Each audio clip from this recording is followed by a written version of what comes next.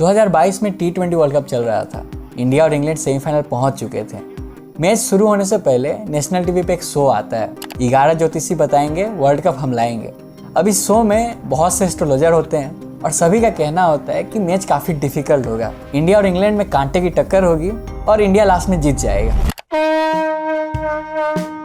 चंद्रमा से एकादश भाव को भी देखते हैं और वहाँ गुरु बैठे हुए हैं, तो 60-40 के चांसेस हैं इंडिया का जीतने का। बहुत प्रखर स्थित कांटे के टक्कर है, लेकिन विजय के योग बन रहे हैं 100%। बृहस्पति और सूर्य आपस में मित्र है, इसलिए हम 100% दावे के साथ कह सकते हैं कि हमारा भारत का विजय प्राप्त होगा। संघर्ष बहुत जबरदस्त होगा, बट फाइनली भारत के पक्ष में ये मैच जाएगा। लेकिन जब मैच हुआ तो एक तरफा जीत तो हुआ, लेकिन वो इंग्लैंड का हुआ। और यहाँ जितने भी एस्ट्रोलॉजर थे उनमें से एक का भी नहीं कहना था कि इंडिया हारेगा। और जब मैच होता है तो सब कुछ उल्टा होता है। अब इन सब चीज़ की वजह से एस्ट्रोलॉजी पे सवाल उठता है कि एस्ट्रोलॉजी में जो भी कुंडली, नक्षत्र या फिर राशि जैसे चीज़ों का 1% भी मतलब होता भी है कि नहीं। वहीं जो प्लैनेट्स हैं जैसे सन, मून, स्टार, सच में हमारे लाइफ पे इम्पेक्ट करते हैं। और ये राशि, नक्षत्र, कुंडली या फिर जो जोडिएक साइन होता है, ये सब होता क्या है और काम कैसे करता है, इन्हीं सब चीज़ को बहुत सिंपल में समझेंगे। और अगर ये वीडियो आप एंड तक देखते हैं तो अगली बार जब कोई पंडित या फिर जो ज्योतिषी है वो आपका कुंडली देखेगा तो आपको पहले ही पता होगा कि वो आपके बारे में क्या बोलने वाला है। अब एस्ट्रोलॉजी साइंस है या फिर फ्रॉड, इसको समझने से पहले हमें ये समझना होगा कि एस्ट्रोलॉजी होता क्या है या फिर ये काम कैसे करता है। तो देखिए कि एस्ट्रोलॉजी बिलीफ सिस्टम है। जो प्लेनेट, स्टार या फिर इसके जो पोजीशंस होते हैं, इससे डिटरमाइन किया जाता है कि हमारे जैसे इंसान पे इसका क्या इफेक्ट पड़ेगा, या फिर जो भी हमारा डेस्टिनी है इस पर क्या इम्पेक्ट पड़ेगा। या फिर जब इंसानों का जन्म होता है तो उसी समय प्लेनेट या फिर जो भी सेलेस्टियल बॉडी है जैसे स्टार, सन, मून, इन सब का पोजीशन को नोट किया जाता है और उसी पोजीशन से ये डिटरमाइन किया जाता है कि उस इंसान का डेस्टिनी कैसा होगा और उसका कैरेक्टर कैसा होगा और कौन सा प्लेनेट का इन्फ्लुएंस उसके ऊपर पड़ेगा। अब इसी बर्थ चार्ट को होरोस्कोप कहा जाता है या फिर हमारे यहाँ पे कुंडली कहते हैं। और इसी कुंडली में जो प्लेनेट और स्टार्स के पोजीशन है उसको मेंशन किया जाता है। और ये जो एस्ट्रोलॉजर होते हैं इसी चीज़ को देखकर आपका राशि और नक्षत्र के बारे में बताते हैं और ये भी बताते हैं कि आपका जो फ्यूचर है वो क्या होगा या फिर आपका जो कैरेक्टर है वो क्या होगा। अब राशि, नक्षत्र या फिर जो जोडिएक साइन है इसको कैसे डिटरमाइन किया जाता है कि कौन सा इंसान का क्या राशि होगा, इसको हम एक चार्ट के जरिए समझते हैं। अब आसमान में बहुत से स्टार्स हैं और स्टार्स के इन्हीं ग्रुप्स को हम कॉन्स्टलेशन कहते हैं। और ऐसे 12 कॉन्स्टलेशन को लिया गया है और इन्हीं कॉन्स्टलेशन को एक चार्ट में दिखाया गया है जिसे हम राशि या फिर जोडिएक साइन बोलते हैं। अब ये जोडिएक साइन को डिटरमाइन कैसे किया जाता है कि कौन सा इंसान का कौन सा जोडिएक साइन है या फिर जो राशि है। अब इसके भी 2 मेथड है, एक है वेस्टर्न मेथड और एक जो हमारा वैदिक है। वेस्टर्न एस्ट्रोलॉजी में 12 जोडिएक साइन होते हैं और चार्ट को 12 सेक्टर में डिवाइड किया जाता है और हर सेक्टर को 30 डिग्री के एंगल पे डिवाइड किया जाता है। और जो सन होता है उसका पोजीशन सेंटर में होता है और अर्थ उसके रेस्पेक्ट में घूमता रहता है। अब अर्थ के आगे जो एरो दिख रहा है वही डिटरमाइन करता है कि उस टाइम पीरियड में कोई भी अगर पैदा लेता है तो उसका वो जोडिएक साइन होगा। अब जैसा कि हमने देखा कि जो वेस्टर्न एस्ट्रोलॉजी है उनका जो चार्ट होता है उसका सेंटर में सन होता है और अर्थ उसका रिवॉल्व करता है। लेकिन जो हिंदू एस्ट्रोलॉजी है या फिर जो इंडिया का एस्ट्रोलॉजी है वो काफ़ी अलग है। यहाँ पे अर्थ सेंटर में होता है और जो मून होता है वो उसको रिवॉल्व करता है। और हिंदू एस्ट्रोलॉजी के चार्ट में भी 12 राशि होते हैं और मून को 2 से 2.5 दिन लगता है एक सेक्टर को पार करने में। अब इस सेक्टर में जब मून रहता है और उस टाइम पीरियड में किसी का जन्म होता है तो वही उसका राशि होता है। फॉर एग्जाम्पल इस चार्ट में जो अर्थ है वो सेंटर में है और जो मून है वो रिवॉल्व कर रहा है। और मान लीजिए कि जो मून है वो मेष राशि के सेक्टर में है और उसी दौरान किसी आदमी का जन्म होता है तो वही उसका राशि होगा और उस इंसान का जो नाम रखा जाएगा वो भी उसके राशि के हिसाब से ही रखा जाएगा। अब हिंदू एस्ट्रोलॉजी में राशियों को सब डिवीजन किया गया है जिसे हम नक्षत्र कहते हैं। टोटल 27 से 28 नक्षत्र है क्योंकि मून का जो रिवोल्यूशन पीरियड है वो 28 दिनों का है और हर दिन वो एक एक नक्षत्र बदलते रहता है और इसी से नक्षत्र भी डिटरमाइन किया जाता है बर्थ डेट यूज करके। अब ये था प्रोसेस कि कैसे राशियों को समझा जाता है या फिर राशि बताया जाता है किसका क्या राशि है। और वहीं वेस्टर्न कल्चर में भी कैसे जोडिएक साइन को डिटरमाइन किया जाता है। अब हमने बहुत सिंपल वे में इसे समझाया है। अगर आपको डेप्थ में समझना है तो बहुत से आर्टिकल हैं, आप जाकर पढ़ सकते हैं। अब एस्ट्रोलॉजी साइंस है या फिर फ्रॉड, इसको लेकर बहुत बहस होता है और बहुत से एक्सपेरिमेंट भी हुए हैं। जैसे कि 2008 में इंडिया में एक एस्ट्रोलॉजी को लेकर टेस्ट किया गया था और ये टेस्ट डॉक्टर नार्लिकर ने किया था। डॉक्टर नार्लिकर एक एस्ट्रोफिजिस्ट है और इन्हें पद्म विभूषण भी मिला हुआ है। वो और उनके टीम ने 200 बच्चों का कुंडली इकट्ठा किया, जिसमें से 100 बच्चे काफ़ी ब्राइट थे और काफ़ी इंटेलिजेंट थे। वहीं जो बाकी 100 बच्चे थे उनका दिमागी हालात ठीक नहीं था। अब जो बच्चे ब्राइट थे उनको ग्रुप ए में रखा गया और जो बच्चे का दिमागी हालात ठीक नहीं था उनको ग्रुप बी में रखा गया और उन 200 कुंडलियों में से 40 कुंडली निकाला गया और एस्ट्रोलॉजर्स को इन्वाइट किया गया कि वो आके बताएं कि कौन सा कुंडली किसका है। टोटल 27 एस्ट्रोलॉजर ने पार्टिसिपेट किया और उनको 40 कुंडली में से बताना था कि कौन सा कुंडली ग्रुप ए का है और कौन सा कुंडली ग्रुप बी का है। अब जब इन एस्ट्रोलॉजर का प्रेडिक्शन का एवरेज निकाला गया तो वो था 17.5 यानी 50% से भी कम। अगर कोई तुक्का भी मारता तो 40 कुंडलियों में से 20 कुंडली को सही ग्रुप में रख देता।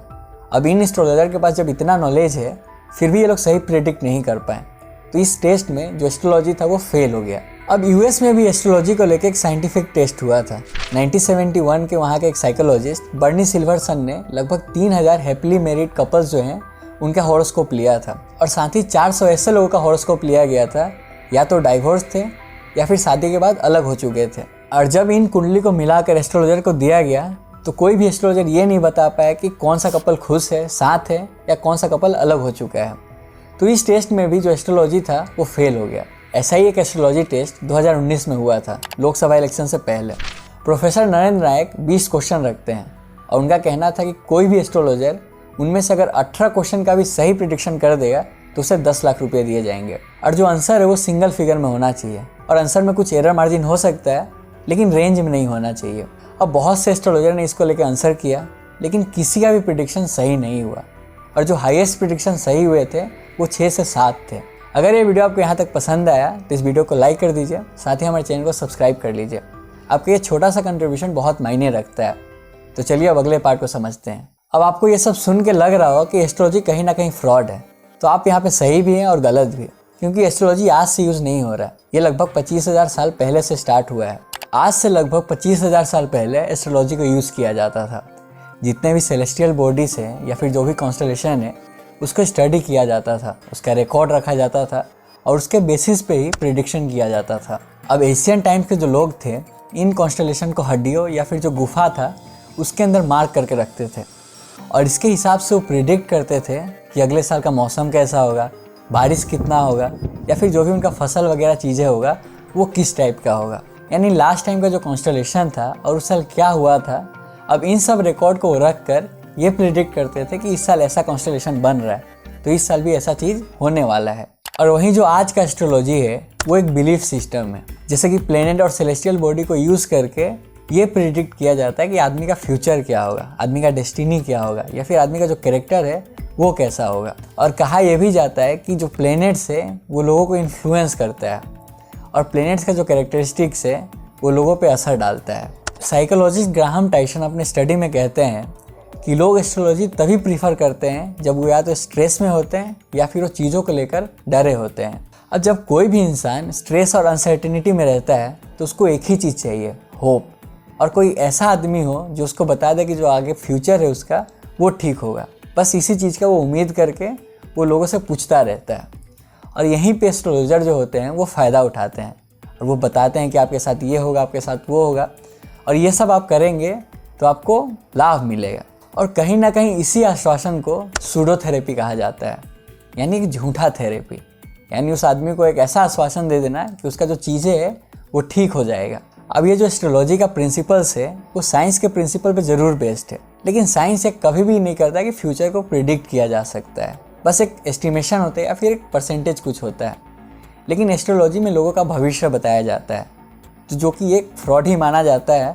आजकल आप सोशल मीडिया यूज़ करते होंगे तो एस्ट्रोलॉजी ऐप्स के बारे में बहुत सारे एड्स आता होगा और इसमें आपको दिखता होगा कि आप अपने एक्स को कैसे पा सकते हैं, आपका खोया हुआ प्यार आपको कैसे मिल सकता है, आपको किसी भी चीज़ का दिक्कत है तो भी आपको मिल जाएगा। और बहुत बड़े बड़े फिल्म स्टार्स या फिर जो भी इन्फ्लुएंसर्स है वो लोग इसको प्रमोट कर रहे हैं कि वो कैसे एस्ट्रोलॉजर से मिलते हैं और उनका जो लाइफ है अचानक बदल जाता है। मैं जब नया मुंबई आया था तो एक 5 स्टार होटल में नौकरी कर। एक दिन वहाँ एक जाने माने एस्ट्रोलॉजर पधारे। जाते जाते उन्होंने मेरा हाथ देकर कहा, रौनक जी आप एक दिन बहुत बड़े स्टार बने। तो क्या इस बात में सच्चाई दिखता है? अब ये लोग पैसे लेके कुछ भी बोल रहे हैं, लेकिन यहाँ पे अपना कॉमन सेंस यूज़ करने की ज़रूरत है। अब किसी का भी जो फ्यूचर प्रेडिक्शन है वो सही में नहीं किया जा सकता है और ऐसा कोई साइंस नहीं है जो ये बताता है कि फ्यूचर को एक्यूरेटली प्रिडिक्ट किया जा सकता है। और ये हम नहीं कह रहे हैं, बहुत बड़े बड़े साइंटिस्ट और जो अच्छे गुरुस होते हैं उनका भी यही मानना है कि कोई किसी का फ्यूचर नहीं बता सकता है, चाहे आप कोई भी प्रोसेस को अपना लें, चाहे वो एस्ट्रोलॉजी हो या फिर हाथ का आपकी जो भी रेखाएं हैं वो देखकर बोले, या फिर किसी भी प्रोसेस से आपका फ्यूचर को प्रिडिक्ट नहीं किया जा सकता है। और आजकल एस्ट्रोलॉजी का इसलिए ट्रेंड बना हुआ है क्योंकि आजकल के जो यूथ हैं वो काफ़ी स्ट्रेसफुल हैं, या फिर जो अनसर्टेनिटी है उन सब चीज़ों का लेके काफ़ी डर है, या तो अपने जॉब वगैरह से काफ़ी डरे हुए हैं, या फिर उनका जो लव लाइफ है, रिलेशनशिप वगैरह है, उन सब चीज़ों से। इसीलिए वो एक ऐसा होप देख रहे हैं जो उनको पता है कि ये सब चीज़ें ठीक हो जाएगा। इसीलिए वो ऐसे एस्ट्रोलॉजी ऐप पे जा रहे हैं, एस्ट्रोलॉजर को कंसल्ट कर रहे हैं और लाखों रुपए खर्च कर रहे हैं। तो ये था वीडियो की जो भी राशि या फिर जोडियक साइन वगैरह है वो कैसे काम करता है और कैसे डिटरमाइन किया जाता है कि आपका क्या राशि होगा। और हमने कुछ केसेस भी देखा जहाँ एस्ट्रोलॉजी फेल हो गया।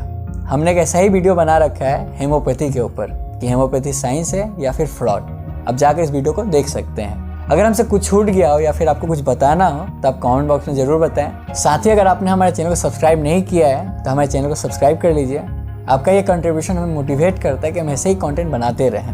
मैं विवेक आपसे मिलता हूँ अगले वीडियो में। जय हिंद।